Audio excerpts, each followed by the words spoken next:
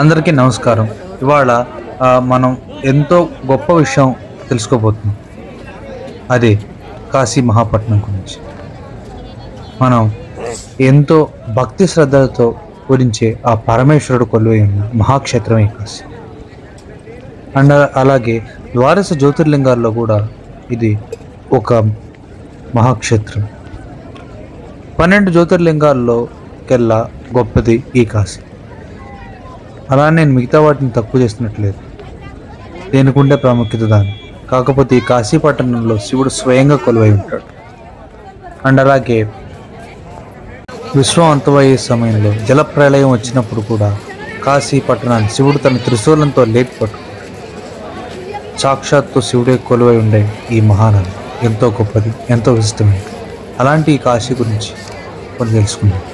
హర హర మహాదేవ్. మన హిందూ సంప్రదాయంలో కాశీ అనేది అత్యంత పవిత్రమైన నగరం. ప్రపంచంలోనే ప్రాచీనమైన ఎంతో జీవిత నగరం అని కూడా పిలుస్తారు. కాశీ అంటే శివుడి ఆలయం మాత్రమే కాదు, అది శివుడి స్వరూపమే. అందుకే ఇక్కడ గురించి విన్న ప్రతి భక్తుడికి ఒక ఎంతో గొప్ప అనుభూతి ఉంటుంది. అండ్ అలాగే ఒక ప్రశ్న కూడా కలుగుతుంది, కాశీలో చనిపోతే నిజంగా మోక్షం వస్తుందని. కాశీ ప్రాధాన్యం ఏంటంటే తెలుసుకుందాం. అండ్ నేను కూడా కుంభమేళా సమయంలో కాశీకి వెళ్ళాను. అది నిజంగా ఎంతో అద్భుతంగా ఉంది. మిగిలిన సమయంలో పోలిస్తే కుంభమేళా సమయం ఎంతో భక్తుల కోలాహలంతో, ఆ ఘాట్స్, ఆ జనాలు, అవన్నీ నిజంగా అద్భుతంగా ఉన్నాయి. పురాణాల ప్రకారం కాశీ అనేది మహాదేవుడు స్వయంగా స్థాపించిన పట్టణం. శివుడు పార్వతి కాశీని ఎప్పుడూ విడిచి వెళ్ళారని విశ్వాసం. ఇక్కడ ఒక్కసారి గంగా స్నానం చేసి అలాగే కాశీ విశ్వనాథుని దర్శించిన జన్మజన్మల పాపాలు తొలగిపోతాయని స్కంద పురాణం చెప్తుంది. మణికర్ణిక ఘాట్ రహస్యాలు. కాశీలోని ప్రసిద్ధ ఘాట్ ఈ మణికర్ణిక ఘాట్. ఇక్కడే శ్మశానం ఎప్పటికీ ఆగదని ఒక రహస్యం ఉంది. అండ్ ఎప్పుడు దహన సంస్కారాలు జరుగుతూనే ఉంటాయి. రోజుకి వందలాది అంత్యక్రియలు జరుగుతాయి, కానీ మంట ఒక్కసారైనా. ఎన్నో యుగాల నుండి ఇక్కడ దహన సంస్కారాలు ప్రతిరోజు జరుగుతూనే ఉంటాయి. పురాణం చెప్తుంది ఏంటంటే మాతా పార్వతి తన కర్ణభూషణ అంటే కర్ణపు మడిని ఇక్కడ పడవేసింది.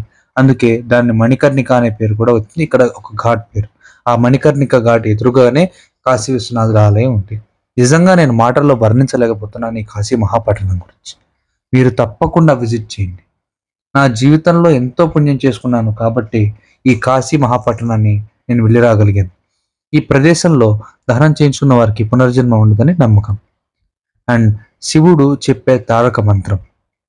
కాశీలో మరణించిన వారికి స్వయంగా మహాదేవుడు ఆ తారక మంత్రాన్ని చెవిలో చెప్తాడని విశ్వాసం. ఆ మంత్రం విన్నవాడు యమలోకానికి వెళ్లకుండా నేరుగా మోక్షపదం ఎక్కుతాడు. అండ్ ఇది శివుడిచ్చిన దైవవాక్యం.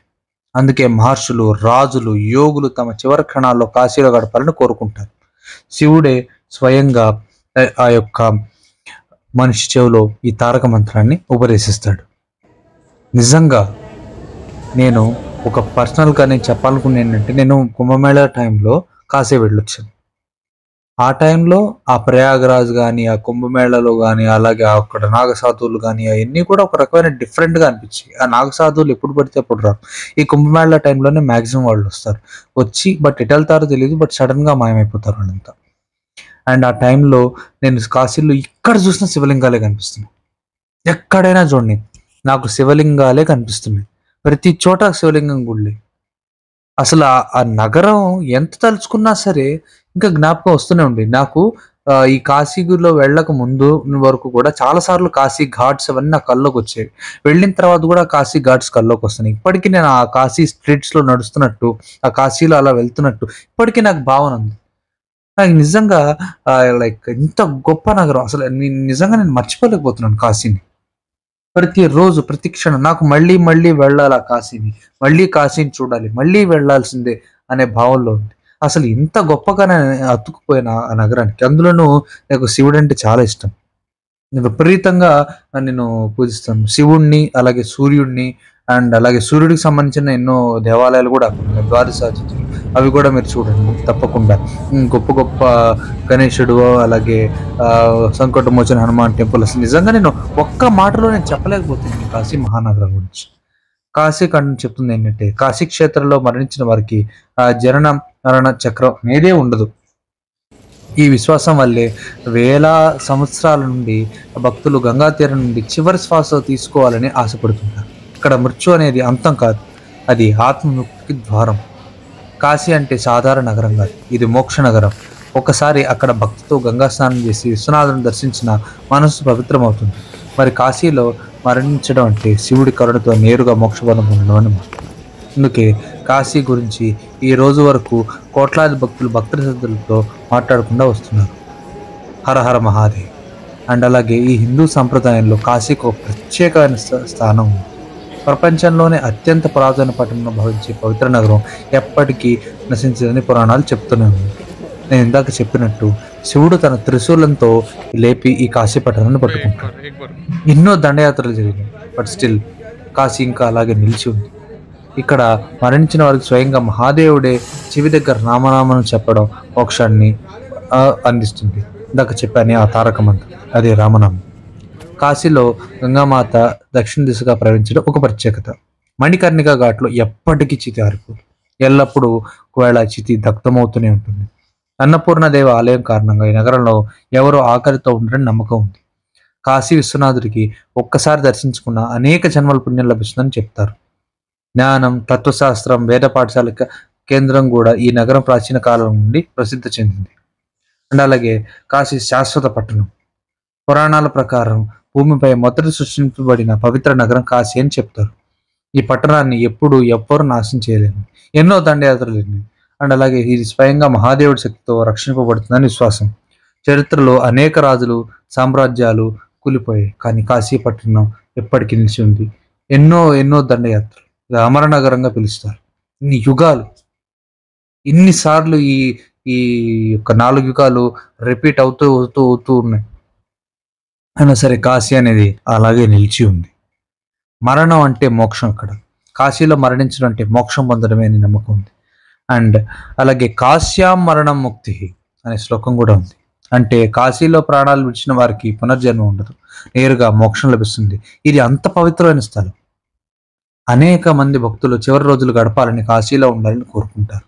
అక్కడ మరణించే సమయంలో స్వయంగా శివుడే చెవి దగ్గర రామనామం చెప్తాడు అనే విశ్వాసం కూడా. మణికర్ణిక ఘాట్ రహస్యం. కాశీలో ఉన్న మణికర్ణిక ఘాట్ ఇది ఒక ప్రత్యేకత ఉంది. అండ్ నా పర్సనల్ ఎక్స్పీరియన్స్ ఏంటంటే, ఇక్కడ నేను మణికర్ణిక ఘాట్ దగ్గరికి వెళ్ళినప్పుడు, అండ్ అలాగే ఈ హరిశ్చంద్ర ఘాటు, మణికర్ణిక ఘాట్, ఈ 2 ఘాట్స్లో ఈ దహన సంస్కారాలు జరుగుతూ ఉంటాయి. నేను ఈ 2 ఘాట్స్ దగ్గరికి వెళ్ళాను. అండ్ అలాగే ఇక్కడ ఎప్పుడు శవాల దహనం జరుగుతూనే ఉంది నాకు. సో ఈ మణికర్ణిక ఘాట్లో నాకు అప్పుడు దాకా ఒక పెద్ద పహిల్వాన్, ఒక పెద్ద ధనవంతుడు, అతను ఒక ఆజానుబాహుడు, నిజంగా ఒక 6 అడుగులు 3 అంగుళాలు 6 అడుగులు 4 అంగుళాలు ఉంటాడు అతను.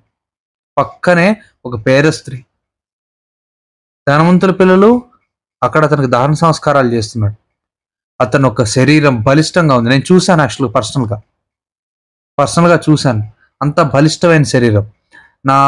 అతని యొక్క బటన్ వేలే నాకు ఒక 2-3 వేలు కలిపి ఎంతలా ఉండి అంత ఉంటుంది. అంత ఆజానుబాహుడు, 6 అడుగులు 4 అంగుళాలు 6 అడుగులు, అంత ఎత్తు, అంత పొడుగుంది.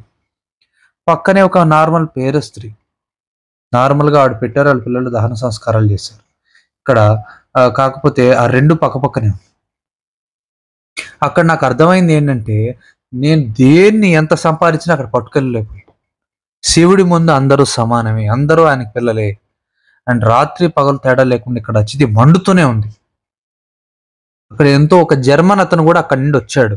అతను కూడా ఒక రకమైన గొప్ప దానిలోనే స్పిరిచువల్ పర్సన్. అతను మన హిందూ కాదు, బట్ హిందూ పురాణం వాటిని కూడా తెలుసుకున్నాడు, యోగా మాస్టర్ అతను. సో నిజంగా అతనికి అర్థమైంది. తను సేమ్ జర్మన్స్ అంటే ఆ హైట్, ఆ ఫిజిక్, ఆ పర్సనాలిటీ అవన్నీ చూశాడు. అండ్ అలాగే పక్కన నార్మల్ పర్సన్స్ చూశాడు. So end of the day నాకు ఏమి ఉండదు, ఎంత సంపాదించి కోట్లు పెట్టిన అక్కడి ₹1 కూడా తీసుకెళ్ళాడు. బతికున్నంత కాలం మంచి పనులు చేయాలి, మంచిగా బతకాలి, నలుగురికి సహాయం చేయాలి. ఉపకారం చేయకపోయినా పర్వాలేదు, అపకారం మాత్రం తలపెట్టకూడదు అనే విషయాన్ని తను అక్కడ గ్రహించాలనే విషయం చెప్పాడు నాతో. అతనితో కమ్యూనికేట్ చేస్తున్నప్పుడు అతని దగ్గర ఆ వీడియోస్తో సంబంధించి నా దగ్గర ఏం లేవు. సో నేను డిఫరెంట్ ఫారినర్స్తో మాట్లాడడం అవన్నీ కూడా నిజంగా చాలా చాలా గొప్పగా ఉంది. నేను కుదిరితే నా వీడియో నేను ఒకటి యూట్యూబ్ ఛానల్లో నేను పెడతాను. సో కన్ఫామ్గా నేను భవిష్యత్తులో వీటి గురించి మీరు చూద్దురు. కానీ ఈ ఘాట్లో నిజంగా ఈ హరిశ్చంద్ర ఘాట్లో నేను ఏం అబ్జర్వ్ చేశాను, ఇంకోటి ఈ హరిశ్చంద్ర ఘాట్ గురించి చెప్పాలి మణికర్ణిక ఘాట్తో పాటు. హరిశ్చంద్ర ఘాట్లో ఏంటంటే, సో నాకు అక్కడ శవాలు అక్కడ దాన సంస్కారాలు చేశాడు. అంతకు ముందు నేను ఇలా అన్ని ఘాట్స్ తిరిగి వస్తూ ముందు హరిశ్చంద్ర ఘాట్కి వెళ్ళి ఆ శవం దాన సంస్కారాలు ఏదైతే అవుతుందో ఆ శవాన్ని అక్కడ పెట్టారు. ఓకే, దహనం అప్పటికి అవ్వాల. ఆ టైంలో నేను అలా వెళ్ళి వేరే ఘాట్స్ కూడా చూసి మళ్ళీ ఒకసారి ఇక్కడికి వద్దామని హరిశ్చంద్ర ఘాట్కి వచ్చినప్పుడు అక్కడ దాన సంస్కారాలు చేసినప్పుడు ఆ శరీరం ముందు ఏదైతే ఉందో అక్కడ అంతా కాలిపోతూ ఉంది. అలాగే మొత్తం లోపల ఉన్న రక్తనాళాలన్నీ కనపడ్డాయి. నేను నిజంగా షాక్ అయ్యాను. రక్తనాళాలన్నీ కనపడ్డాయి. అవన్నీ నేను యూట్యూబ్ ఛానల్లో పోస్ట్ చేస్తే కమ్యూనిటీ గైడ్ లైన్స్ వాళ్ళు రిమూవ్ చేస్తారు నా వీడియోని. సో అవేం పెట్టట్లేదు. నిజంగా నేను షాక్ అయ్యాను. ఆ రక్తనాళాలు, ఆ రక్తం అసలు కాలిపోతున్న శరీరం మొత్తం అంతా కాళ్ళన్నీ బూడిదైపోయింది. అసలు ఇన్ని రకాలుగా తిరిగిన మనిషి ఒక పిఎం అవుతాడు, వాడు సీఎం అవుతాడు, వాడు తండ్రి అవుతాడు, కొడుకు అవుతాడు, బావ అవుతాడు, అక్క, చెల్లెలు, అమ్మ, నాన్న, స్నేహితురాలు, ఒక రకమైన ప్రొఫెషన్, ఒక టీచర్ అవ్వచ్చు, ఒక లెక్చరర్ అవ్వచ్చు, ఒక స్పోర్ట్స్ పర్సనాలిటీ అవ్వచ్చు, అసలు దేనికి లైక్ ఒక బెగ్గర్ అవ్వచ్చు, ఒక ఎవరైనా అవ్వచ్చు. వాడు రకరకాలు చూస్తాడు. రకరకాల మోసాలు, రకరకాల ద్వేషాలు అవన్నీ పెంచుకుంటారు. ఒక్క దెబ్బతో పోగొట్టు అసలు ఏమీ ఉండదా ఎండ్ ఆఫ్ ద టైం అనేది నేను నిజంగా షాక్. ఒక్కళ్ళ మీద పగ ఏదైతే కొంతమందికి పాలన వాడడం అనేది చేశాడు, అవన్నీ కూడా అంత ఒక్క దెబ్బతో పోయినాయి.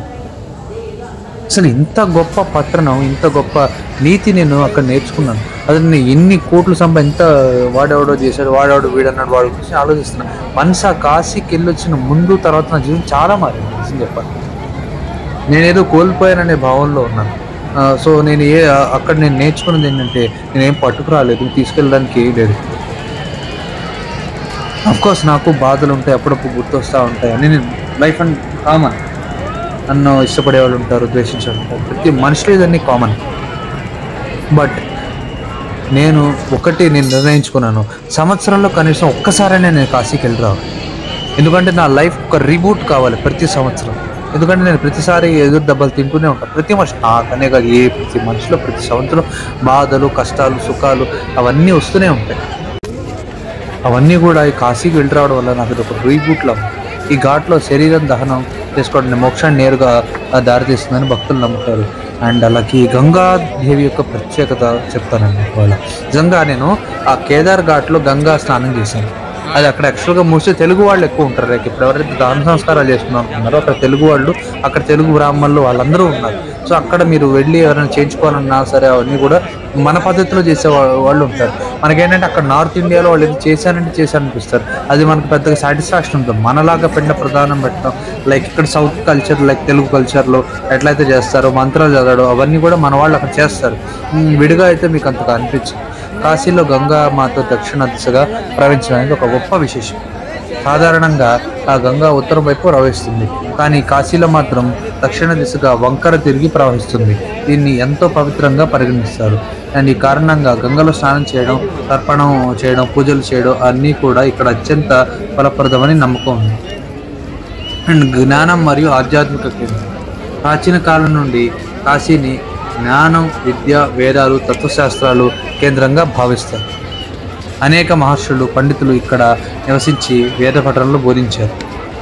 అలాగే బెనారస్ హిందూ విశ్వవిద్యాలయం కూడా ఇక్కడ ఆధునిక కాలంలో ప్రపంచ ప్రఖ్యాత విశ్వవిద్యాలయంగా ఎదిగింది. ఆధ్యాత్మికత మరియు జ్ఞానం కలిసి ఉన్న అరుదైన నగరమే కాశీ. కాశీ అంటే కేవలం ఒక నగరం మాత్రమే కాదు, ఇది ఆధ్యాత్మికత, విశ్వాసం, జ్ఞానం, విముక్తి అన్నిటినీ కలిపిన పవిత్ర క్షేత్రం.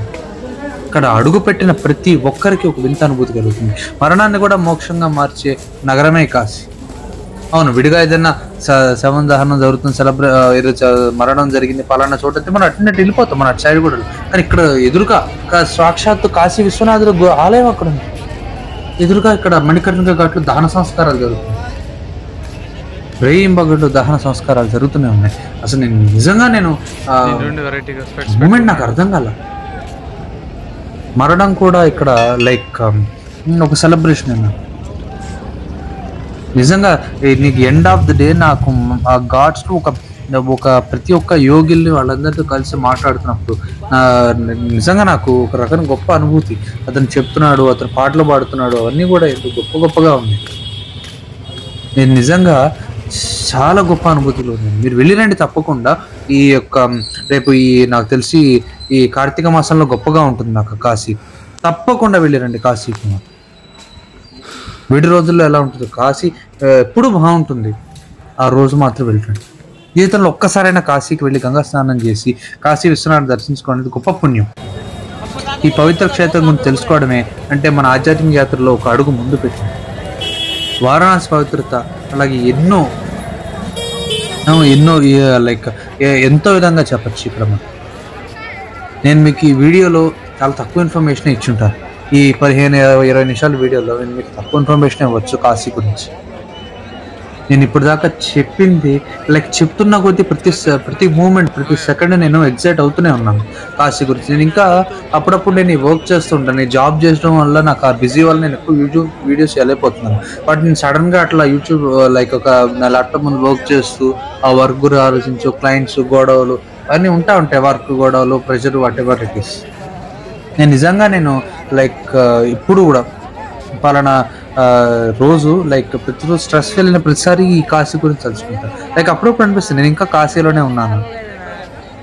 నా ఎదురుగా కళ్ళు మూసుకున్నట్టు తిరిగి చూస్తే ఆ యొక్క లైక్ ఈ కేదార్ ఘాట్ కానీ లైక్ అస్సీ ఘాట్ కానీ అండ్ అలాగే ఇంకా చాలా ఘాట్స్ ఉన్నాయి. పేర్లు మీకు ఒకసారి యూట్యూబ్లో సెర్చ్ చేసి చూడండి. లైక్ ఒక పేర్లు గుర్తు రావట్లేదు. సో చాలా చాలా ఘాట్స్ ఉన్నాయి. అండ్ మీకు ఇంకా హరిశ్చంద్ర ఘాట్, అస్సీ ఘాట్ అండ్ అలాగే కేదార్ ఘాట్, గంగా ఘాట్ అండ్ అలాగే చాలా గొప్ప గొప్ప ఘాట్స్ అన్నీ కూడా ఈ కాశీలో మీరు చూడొచ్చు. సో అండ్ మీరు ఈ ఘాట్స్ వెళ్తున్న ప్రతిసారి లైక్ ఆ బోట్లో నమో ఘాట్ ఉంది, నమో ఘాట్ పక్కనే రకరకాల గొప్ప గొప్ప ఘాట్స్ ఉన్నాయి. అండ్ అలాగే అవి వెళ్తున్నప్పుడు ఆ పడవలు వెళ్తున్నప్పుడు గొప్ప గొప్ప గొప్ప లైక్ పురాణాల్లో ఎప్పుడో విన్న ఆ మందిరాలు కానీ అవన్నీ కూడా ఇంకా అక్కడ ఉన్నాయి. సంకటమోచన హనుమాన్ టెంపుల్ మీరు చూడొచ్చు, రకరకాలు. నిజంగా అస్సీ ఘాట్ దగ్గర మీరు బోట్ ఎక్కొచ్చు, నిజంగా బాగుంది. నేను అసలు చెప్తుంటేనే నాకు మనసు అసలు ఆగట్లేదు. ఈ దశాశ్వత మీద ఘాట్ ఏది ఉందో అక్కడ బ్రహ్మ ఆయన అక్కడ తపస్సు చేశారని ప్రతీతి. లైక్ ఆ దశాశ్వత మీద ఘాట్లో మీరు గంగా హారతి ఇస్తారు, అది మాత్రం మిస్ అవుతుంది. నేను ఈ కుంభమేళ వెళ్ళిన టైంలో ఏంటంటే నాకు ఆ గంగా హారతి నేను చూడలేకపోయాను యాక్చువల్గా. ఎందుకంటే నాకు ఆ గంగా హారతి చూద్దాము అనుకునే టైంకి ఏంటంటే కుంభమేళ జనాలు ఎక్కువ ఉండడం వల్ల ఆపేశారు. నేను ఈసారి వెళ్ళినప్పుడు ప్రాపర్గా నేను కాశీని ఒక 2-3 రోజులు ఉన్నాను. కాకపోతే ఆ టైంలో నాకు దర్శనం అవదేమో అనుకున్నా. ఆ కాలభైరవ దర్శనం అయిపోయింది. ఒక్కొక్క కాలభైరవ దర్శనానికి 7-8 గంటలు. నేను గంటలో వెళ్ళొచ్చాను, నా అదృష్టం. పోలీసు వాళ్ళు కూడా వెళ్ళిపో అన్నారు. నాకు అర్థం కావట్లేదు. 100 మందిని ఆపేసి నేను వెళ్తుంటే వెళ్ళాను.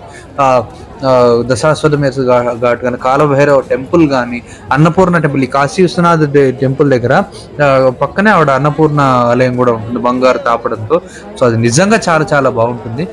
దశాశ్వత మీద ఘాట్ ఉంది, మణికర్ణిక ఘాట్ ఉంది, హస్సీ ఘాట్ ఉంది, ఇందాక నాకు గుర్తురాలి వాటి పేరు, నమో ఘాట్ ఉంది, మహారాజా హరిశ్చంద్ర ఘాట్ ఇందాక చెప్పినట్టు, అలాగే పంచగంగా ఘాట్, చేతన్ సింగ్ ఘాట్ అండ్ అలాగే ఘాయ్ ఘాట్, నారద్ ఘాట్, బోన్స్లే ఘాట్, మున్షి ఘాట్, గంగా ఘాట్, దర్భంగా ఘాట్ అండ్ అలాగే శివాలయ ఘాట్. ఏదైనా పేర్లు తప్పుబలితే క్షమించండి. కేదార్ ఘాట్, ప్రయాగ్ ఘాట్, ధందీ ఘాట్, బ్రహ్మ ఘాట్, మీర్ ఘాట్, అబ్బో రకరకాల ఘాట్స్ అనేది ఉన్నాయి. అసలు నాకు అసలు చెప్తుంటేనే ఒళ్ళు పులకరించిపోతుంది. మీరు ఒక్కసారి విజిట్ చేయండి కాశీని. దశాశ్వత మీద ఘాట్ చాలా బాగుంటుంది. అక్కడ శివాలయాలు మీరు మణికర్ణిక ఘాట్ ఎదురుగానే మీకు శివలింగం ఉంటుంది. అక్కడ లైక్ కాశీ విశ్వనాథ ఆలయం ఉంటుంది. సో మీరు అటు తిరిగి నేను చూసొచ్చినప్పుడు మీరు నిజంగా యోగి ఆదిత్యనాథ్ గారు చాలా బాగా ఆలోచిస్తారు ఆ ఏరియాని. కానీ ప్రతిసారి నిజంగా నాకు ఒళ్ళు పులకరించిపోతుంది ప్రతి సందర్భంలో ఈ కాశీలో నుంచి తెలుసుకుంటాం. సో లాంగ్వేజ్ కూడా మీకు అక్కడ తెలుగు వాళ్ళు కూడా చాలామంది ఉంటారు. తెలుగు సంబంధించిన భోజనాలు ఉన్నాయి. నేను తెలుగు బోట్స్ చూశాను అక్కడ. మీరు నమ్ముతారో లేదో, నేను ఈ ప్రయాగరాజ్ టైంలో కానీ లేక కాశీ టైంలో కానీ అక్కడికి వెళ్ళినప్పుడు ఆ శారీస్ అమ్మే చోట్ల కానీ వాటి చోట్ల కానీ ఆ తెలుగు బోట్స్, తెలుగు సైన్స్ అని నేను చూశాను. అది రియల్లీ షాక్ అయ్యా నేను. నిజంగా అక్కడ తెలుగు సబ్జెక్ట్ కూడా ఉందని విన్నాను. ఈ బెనారస్ హిందూ యూనివర్సిటీలో కాశీకి మన తెలుగు వాళ్ళకి ఎప్పుడు దగ్గర సంబంధం ఉంది. చాలా మంది తెలుగు వాళ్ళు ఉన్నారు. నేను నిజంగా అది ఎన్నో దేవాలయాలు ఉండొచ్చు, కానీ కాశీ ఒకటి వేరు. శివుడికి సంబంధించిన ఎన్నో గొప్ప గొప్ప క్షేత్రాలు ఈ భారతదేశంలో ఉండొచ్చు, అన్నీ గొప్పవి, ఏది నేను తక్కువ ఇది ఎక్కువ అన్నట్ల. వాటి కాశీకి ఉన్న ప్రాముఖ్యత అంతా ఇంకా కాదు. మీకు చెప్తున్నా కదా, ప్రతిదీ కూడా నేను ఇక్కడ ఏ స్క్రిప్ట్ అవి వాడలేదు. యాక్చువల్గా చెప్పేటప్పుడు స్క్రిప్ట్ వాడకుండానే నేను ఆ అనుభూతి నేను మీకు చెప్తున్నాను యూట్యూబ్ వీడియోలో. సో నేను ఏం చేశానంటే, ఆ రోజు అస్సీ ఘాట్కి వెళ్ళాను. అస్సీ ఘాట్ దగ్గర అక్కడ టెంపుల్స్ అవన్నీ చూసాను. నేను కాశీలో ఉన్న పిక్చర్స్ ఆల్మోస్ట్ తీసినవన్నీ కూడా నేను యూట్యూబ్ ఛానల్లో నేను మీకు పెడుతూ ఉన్నాను. లాస్ట్లో వస్తాయి, అండ్ అలాగే ఈ యూట్యూబ్ ఛానల్ ఏదైతే ప్లే అవుతున్న టైంలో కూడా వచ్చి ఉంటాయి నాకు తెలిసి. సో అన్నీ కూడా ప్రతిదీ కూడా నేను పెడతాను. సో అవన్నీ మీరు చూడండి. సో నిజంగా నాకు చాలా గొప్ప గొప్ప అనుభూతి. అండ్ అలాగే ప్రయాగరాజ్ గురించి కూడా నేను వీడియో చేస్తాను. అలాగే తిరుపతి బాలాజీ గురించి చేస్తాను, ఋషికేశ్ గురించి చేస్తాను. గొప్ప గొప్ప ఆలయాలు, పురాణాలు, వాళ్ళ యొక్క హిస్టరీ, అండ్ అలాగే ఎన్నో గొప్ప ఉంటుంది. నేను కాశీ కథలని కూడా చేస్తాను ఇకపై భవిష్యత్తులో. కాశీకి సంబంధించిన ప్రతిరోజు ఆల్మోస్ట్ నేను ట్రై చేస్తాను. నాకు బిజీ షెడ్యూల్ వల్ల నేను చేయలేకపోతున్నాను రెగ్యులర్గా. నేను అంత గొప్ప ఎడిటర్ కూడా కాదు. నాకున్న ఈ ఇన్కమ్ సోర్సెస్లో నాకున్న వాటిలో నేను చేస్తాను నేను తప్పకుండా. అండ్ అలాగే ఎంతో గొప్ప గొప్ప స్పిరిచువల్ ఇన్ఫర్మేషన్ అనేది నా ద్వారా నేను మీకు అందజేస్తాను. సో ఇప్పటికీ వీడియో చాలా లెంతీ అయిపోయింది. సో మీకు మేబీ ఇంతదాకా వచ్చారు అంటే నేను రియల్లీ థ్యాంక్ యూ. సో మీకు కనుక నా ఛానల్ నచ్చినట్టయితే సబ్స్క్రైబ్ చేయండి, లైక్ చేయండి, షేర్ చేయండి. అండ్ మీకు నచ్చిన వాళ్ళకి కూడా ఎప్పుడైనా యూట్యూబ్ ఛానల్ ఉందని చెప్పి మీరు వాళ్ళకి షేర్ చేయొచ్చు కూడా. సో అండ్ నిజంగా నాకు ఎంతో హెల్ప్ చేసిన వాళ్ళు అవుతారు మీరు కనుక పని చేస్తే. అండ్ నిజంగా నాకు ఇప్పటికే కాశీకి సంబంధించిన మేజర్స్ అనేది ఇప్పటికీ నా మైండ్లో వస్తూనే ఉన్నాయి. నేను నిజంగా మర్చిపోలేకపోతున్నాను, అంత గొప్ప అనుభూతి నాకు. నేను కాశీ సంబంధించిన వరకు ఎన్నో దేవాలయాలు తిరిగాను. సో ఈ గొప్ప గొప్ప అనుభూతి నేను భవిష్యత్తులో మంచి మంచి దేవాలయాలు అన్నింటినీ తిరుగుతాను. సో వాటి గురించి కూడా వాటి మీద కూడా నేను వీడియోస్ చేస్తాను. ఎందుకంటే మీకు ఎన్నో రకాల గొప్ప ఇన్ఫర్మేషన్ ఇచ్చి ఈ టెంపుల్స్ గురించి మీరు కూడా వెళ్ళిరండి. అండ్ అలాగే ఈ కాశ్యాం మరణం ముక్తి అనే శ్లోకం నాకు చాలా బాగా నచ్చింది. అక్కడ మీకు చెప్పడం మర్చిపోయాను, ఈయన గొప్ప గొప్ప ఘాట్స్తో పాటు మీకు మంచిగా ఫుడ్ కూడా చాలా బాగుంటుంది కాశీలో. సో తప్పకుండా తినండి. అండ్ అలాగే తులసిదాస్ ఘాట్, ఇక్కడ హనుమంతుడు తులసిదాస్ గారు కలుసుకున్న ఘాట్, తులసి ఘాట్ ఉంది. వాటి గురించి నేను మర్చిపోయి ఇంకా గొప్ప గొప్ప ఘాట్స్ ఉన్నాయి, వాటి గురించి నేను కవర్ చేయలేదు. సో ప్రతి ఘాటు అండ్ అలాగే దాని హిస్టరీ కూడా నేను దాని గురించి చెప్పడానికి మీకు వీడియో చేస్తాను. కాశీ యొక్క వీడియోతోనే కాదు, జస్ట్ ఇంట్రడక్షన్ పార్ట్ మాత్రమే. కాశీ గురించి నేను ఏదైతే ఇంతసేపు మాట్లాడింది ఇంట్రడక్షన్ పార్ట్ ఇంతసేపు ఉంది. నేను ప్రతిదీ మీకు ప్రతి వీడియోను ప్రతిదీ కాశీ సిరీస్ అనే విధంగా నేను చేస్తాను. ఇది జస్ట్ ఒక పార్ట్ 1 మాత్రమే, దాని కింద కన్సిడర్ చేయండి. నేను పార్ట్ 1 మాత్రమే. సో మేబీ ఇది లెందీ వీడియో అయి ఉండొచ్చు, మీకు ఒక 10-15 మినిట్స్ వీడియో పట్టే విధంగా నెక్స్ట్ టైం చేస్తాను నేను. So multiple పార్ట్స్లో. సో నిజంగా తప్పకుండా కాశీ విజిట్ చేయండి. సో ఇకపై నేను సెలవు తీసుకున్నాను. Her her Mahadev. And thank you ఇంతసేపు మీరు ఈ వీడియోని చూసినందుకు. Thank you so much.